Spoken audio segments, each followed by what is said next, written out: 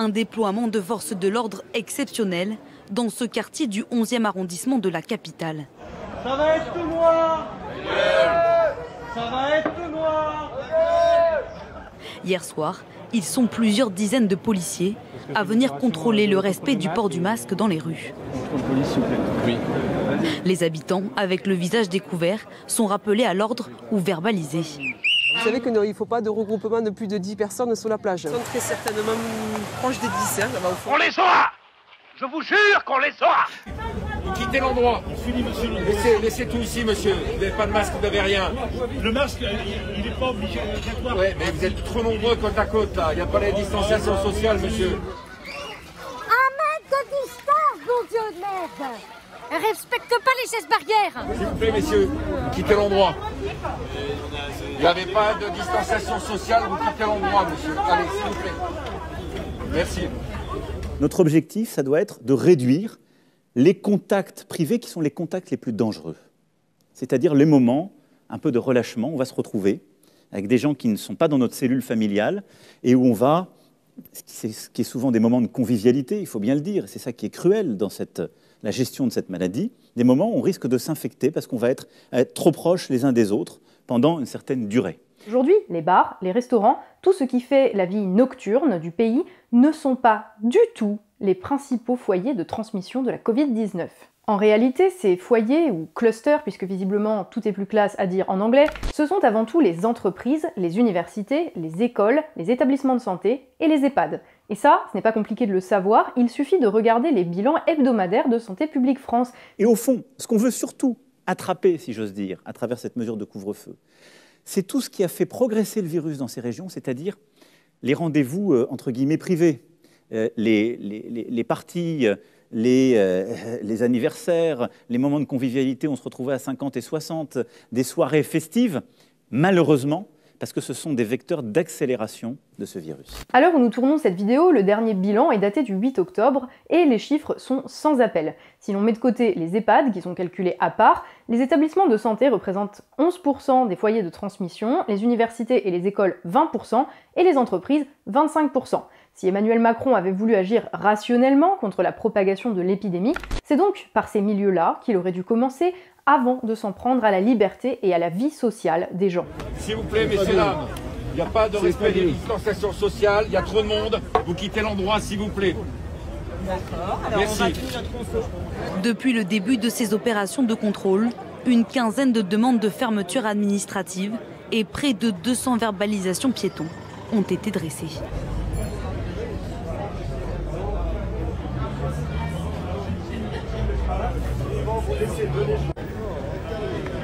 Dernière sommation, on va faire usage de la force.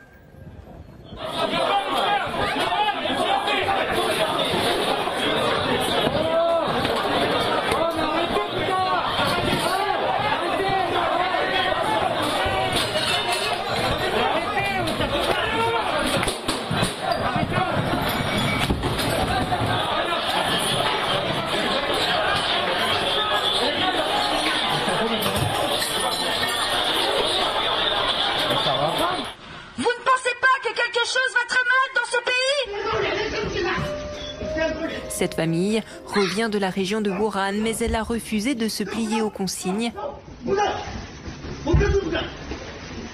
Ses membres sont sortis quand même, prenant potentiellement le risque de contaminer d'autres personnes. La réponse des autorités se fait sans ménagement. Des policiers et médecins les extraient de force de chez eux. Des habitants du Sichuan condamnent cette porte d'appartement, à l'intérieur un rapatrié de Wuhan. On entend quelqu'un crier. Sur le panneau, il est écrit de ne surtout pas s'approcher. Le voilà désormais enfermé alors que personne ne sait s'il est vraiment malade. En Chine, ce villageois est carrément attaché à un poteau parce qu'il refuse de porter un masque. Il est puni, sermonné par un agent officiel de santé. Le recours à la force est de plus en plus fréquent pour sortir des personnes non masquées des lieux publics. Une personne par une personne dans la boutique. Je veux voir un client, point final.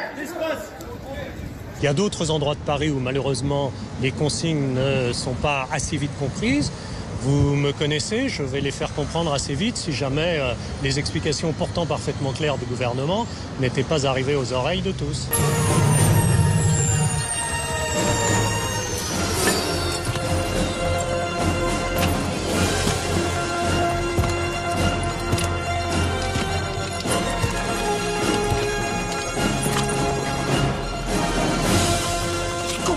Vous savez, rien n'est compliqué pour nous. On nous a expliqué que les manifestations étaient très compliquées. On nous a expliqué que toute une série de choses étaient épouvantables. Mon travail n'est pas de lister les problèmes, mon travail est de trouver les solutions. Je vais les trouver.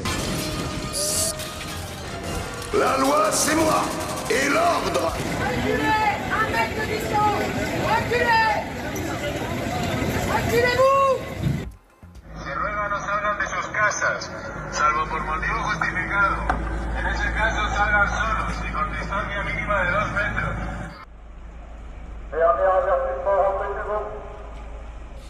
Les patrouilles de police emploient les grands moyens, haut-parleurs et même des drones. Rentrez chez vous, ne sortez que si c'est nécessaire. Camarades à vélo, mettez un masque. Quand vous êtes dans la rue, ne compliquez pas les choses pour votre mère patrie.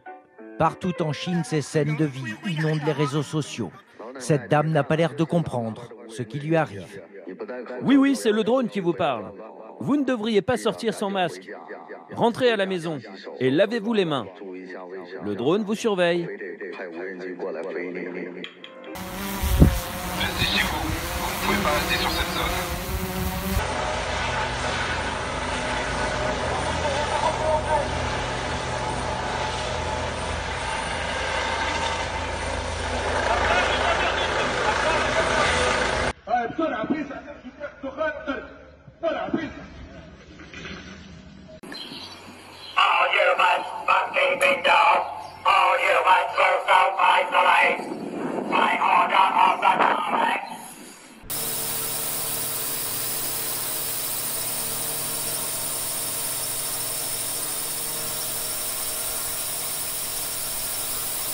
Oui. Non. Enfin, l'image du chien robot que tu vois ici n'est pas issue d'un célèbre épisode de Black Mirror. Non, hein. Mais est devenue bel et bien la réalité à Singapour. À l'instar des drones malheureusement désormais communs, ce chien robot développé par les USA rôde dans les parcs et la ville en totale autonomie pour faire respecter les dispositions autour du Covid. Pour accéder aux étages, tous les employés doivent présenter un code QR affiché sur leur téléphone. Moi, mon code est vert. Le fait qu'il soit vert me donne le droit d'entrer. S'il était jaune ou rouge, je n'y serais pas autorisé. L'application, développée par le géant de l'Internet chinois Alibaba, analyse les données du téléphone pour déterminer si son utilisateur a séjourné dans des zones à risque ou a voyagé à proximité des personnes infectées par le coronavirus. Dans le pays, il y a une autre application qui est très utilisée par la population chinoise. Elle permet de savoir s'il y a des personnes infectées par le Covid-19 autour de soi. Stop Covid est prête à être lancée. La CNIL a donné son accord. L'application de traçage du Covid-19 pourrait être adoptée demain par le Parlement. Non, Stop Covid, c'est vraiment la Startup Nation à son meilleur. Donc maintenant, ils ont sorti les vrais chiffres et en 4 mois, Stop Covid a envoyé 472 alertes à des cas contacts. En 472. Vous êtes à 20 000 cas par jour. Stop Covid, on voit 4 alertes. Il y a 19 996 cas qui passent entre les gouttes. Stop Covid, c'est plus ou moins l'efficacité de Gilbert Montagny qui fait la circulation au rond-point de l'étoile. C'est ça, c'est... Vous téléchargez l'application Stop Covid sur votre téléphone? Non. Non? Pourquoi? Non. Non, parce que je n'ai pas chargé, je ne l'ai pas fait. Mais pourquoi? Mais vous poussez les Français à le faire, vous ne l'avez pas fait? Oui, je pousse les Français à le faire, mais je ne l'ai pas fait parce que, voilà, je l'ai pas fait. Un Premier ministre concerné, à tel point qu'il en oublie de télécharger l'application Stop Covid, qu'il a au passage rebaptisée par méconnaissance Télécovid. En réalité, Télécovid, indépendamment de ma propre personne, n'a pas eu les effets escomptés. Ça, vous le savez tous. Oui, ce qui est bien avec Stop Covid, c'est qu'elle a coûté que 100 000 € par mois. Donc c'est vraiment c'est une affaire parce qu'ils ont demandé à Dassault de faire cette application sans faire d'appel d'offres. Donc vous avez vraiment bien dépenser l'argent public. À ce sujet, et face à la catastrophe industrielle de l'application mise en place en juin dernier pour tracer les cas contacts, le chef de l'État a minimisé en refusant de parler d'un échec. C'est un échec cuisant. Alors, les derniers chiffres nous disent que vous avez Stop raison. Covid a servi à alerter, à ce jour, 493 personnes. Alors, je ne prendrai pas ce chiffre pour dire que c'est un échec. Ça n'a pas marché. Mr. Woods Mr. Woods Donc, depuis plusieurs semaines, j'ai demandé aux équipes de complètement reconfigurer les choses. Il faut qu'on ait une nouvelle application, elle va s'appeler Tous Anti-Covid.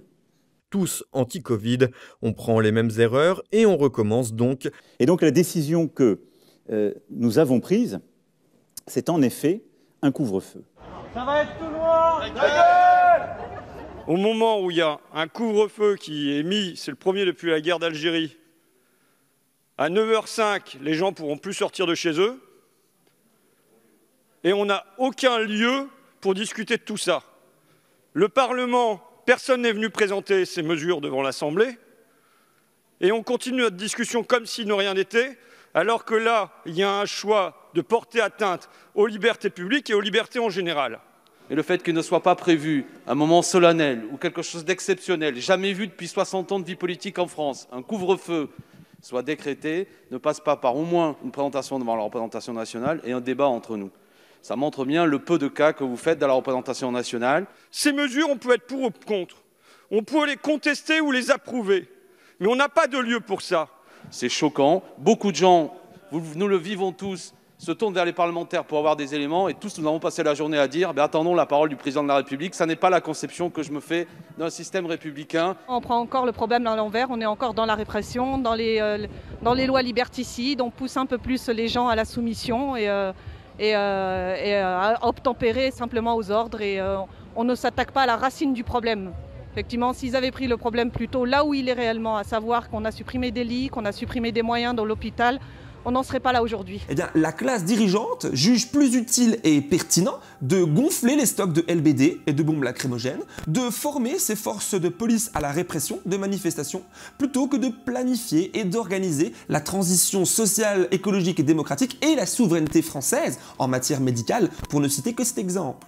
Nous pouvons donc légitimement nous demander si la situation sanitaire n'est pas devenue le parfait prétexte pour restreindre durablement nos libertés. Les restrictions qui nous sont à chaque fois présentées comme temporaires investissent au contraire de plus en plus insidieusement notre quotidien. Parce que moi, je ne sais pas vous dire la date de fin du virus. Impossible. Et les gens qui, d'ailleurs, en face peuvent vous dire on aura un vaccin au mois de mars prochain ou d'avril, très sincèrement, vous trompent. On va sans doute durablement vivre avec le virus. Nous avons changé d'époque et la France va devoir vivre avec le terrorisme. Et nous devons faire bloc. C'est le message du président de la République. C'est que nous sommes en train de réapprendre à être pleinement une nation. C'est-à-dire qu'on s'était progressivement habitué à être une société d'individus libres. Nous sommes une nation de citoyens solidaires. C'est un truc de fou. C'est un truc de fou. Il y a plus qu'une dérive autoritaire. Vous avez, comment il s'appelle, Emmanuel Todd, qui vient d'écrire un bouquin qui s'appelle « Les luttes de classe en France au XXIe siècle ». Todd parle de dérive fascistoïde de la Macronie. Ça va être tout noir. Ta gueule.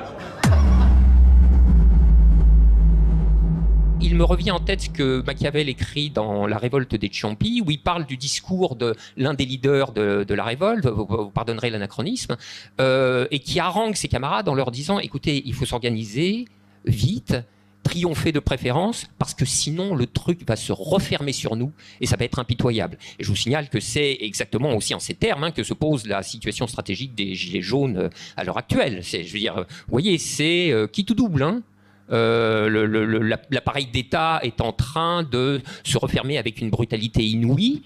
Il a terrorisé, puisque c'est lui qui terrorise. Moi, je serais assez prêt à parier qu'à relativement brève échéance, sous pression des syndicats de la flicaille, le fait de tourner... Tu vois, de tourner avec un smartphone des policiers, ça deviendra illégal. Et alors là, on l'aura dans le baba, mais jusqu'à la garde.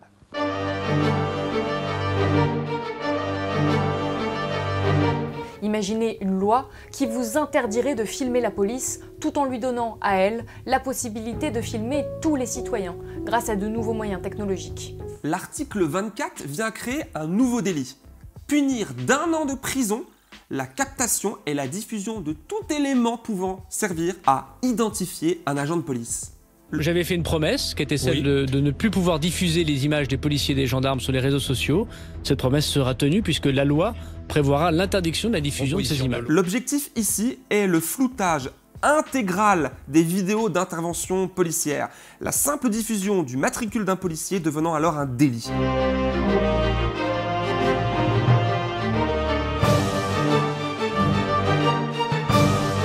Officiellement, la proposition de loi détaille que ceux qui risquent 1 an de prison sont les personnes qui diffuseront les images d'un policier avec l'intention de porter atteinte à son intégrité physique ou psychique. Mais ce concept est juridiquement très flou, et c'est en cela qu'il est dangereux. L'intégrité psychique d'un policier ou d'un gendarme, c'est beaucoup trop large et que ça peut recouvrir de simples petites vexations et que ce n'est évidemment pas suffisant pour prévoir la création d'un délit. Il est impossible de faire la différence entre une diffusion simple et une diffusion qui aurait pour but de porter atteinte à l'intégrité physique ou psychique d'une personne. Le droit de filmer la police est un droit fondamental dans une société démocratique. Nous sommes nombreux et nombreuses à réclamer depuis plusieurs années un contrôle indépendant et impartial de la police qui n'existe pas en France alors qu'elle existe dans de nombreux États européen et qui est nécessaire pour que l'on puisse faire condamner les policiers lorsqu'ils commettent des actes de violence illégitimes. Il y a une chose qui est sûre, c'est qu'en France, nous avons peur des forces de l'ordre. Il y a plein de raisons pour ça, et la première, c'est que nous avons une bonne mémoire. Nous avons vu les manifestations des Gilets jaunes réprimées dans une violence extrême, et nous avons vu aussi les mains arrachées par des grenades Glyph4 ou les yeux crevés par des tirs de LBD.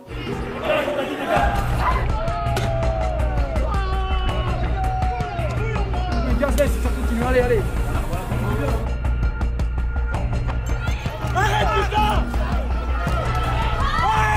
Avec une interdiction de filmer, il n'y aurait jamais eu d'affaire Benalla. Il n'y aurait jamais eu d'affaire du Burger King. Il n'y aurait jamais eu d'affaire Geneviève Leguet. Bonjour. Le 23 mars 2019 à Nice, j'ai été victime de violences policières. Avec la loi sécurité globale que le gouvernement veut faire passer interdisant la diffusion des images de policiers, nous n'aurions pas pu obtenir la vérité sur ce qui m'est arrivé. Rappelez-vous le drame de Magnanville. On ne sait pas si ce sont les images des réseaux sociaux qui ont fait naître ou pas cet attentat, mais enfin, un policier assassiné, une policière qui travaille dans les services techniques de la police, assassinée parce que policiers, en civil, chez eux, en dehors de leur lieu de travail, c'est vraiment jeté devant leur enfant, égorgé devant leur enfant. C'est vraiment jeter en pâture des fonctionnaires qui font un travail extrêmement difficile. Si mes avocats, ma famille, des journalistes ou moi-même diffusons ces vidéos, nous pourrions être jugés devant un tribunal correctionnel et risquer 5 ans d'emprisonnement. Nous leur devons protection lorsqu'ils sont jetés en opprobre dans les réseaux sociaux, parce que vous connaissez tous des policiers ou des gendarmes qui sont insultés quand ils sont au supermarché avec leurs enfants ou leurs femmes, ou avec leur mari lorsqu'ils sont au club de sport du coin, et nous leur devons protection, et donc je vous remercie de mettre en place ce floutage. Le but ici est clair. Dissimuler, cacher, effacer, rendre inexistantes les violences policières par l'image, au lieu d'y mettre fin. La loi autorise également la surveillance par drone et par caméra dans les rues. Les policiers auront accès à ces images. L'objectif, encore une fois, de cet article, c'est de pouvoir voir sans être vu. Les forces de l'ordre ont déjà l'autorisation de filmer des manifestants, à condition que les agents n'accèdent pas eux-mêmes aux images et que celles-ci soient exploitées a posteriori. Or, cette loi veut autoriser les policiers à accéder immédiatement aux images captées pendant une manifestation. Renforcer aussi très fortement les images de vidéosurveillance, la qualité juridique des images qu'on récupère par drone notamment, qui nous permettent de lutter contre les trafics de stupéfiants, mais aussi lutter contre le terrorisme. Pour l'association La Quadrature du Net, cette disposition permettra de renseigner immédiatement les agents de terrain sur l'identité des individus qu'ils voient pendant une manifestation grâce à des logiciels de reconnaissance faciale. Aucune précision non plus sur le risque du traitement de ces images via les technologies de la reconnaissance faciale, en usage croissant en France depuis 2012. Ça veut dire que la police veut voir les citoyens, c'est l'idéal de la surveillance généralisée, C'est l'absence totale de vie privée, y compris dans la rue, sans pouvoir être vu commettre des abus.